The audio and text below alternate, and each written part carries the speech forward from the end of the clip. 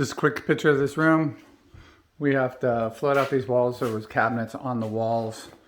We actually hung some new drywall on that back wall. The ceiling needs to get drywalled. The walls need to be floated up, patched around the door.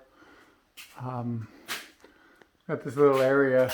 It's about 9 inches that we got to fill in all the way around. I'll have all the framing ready for you. But that's kind of that. The pipe will be recessed in the ceiling. So this room is 15.5 by 14.5. But the walls just need to be a final skim coat. And then going into this other room, on the other side of this door, we added a wall and a door. So that needs to be drywalled. And then in here, this ceiling, we just need to do a skim coat on it. If you,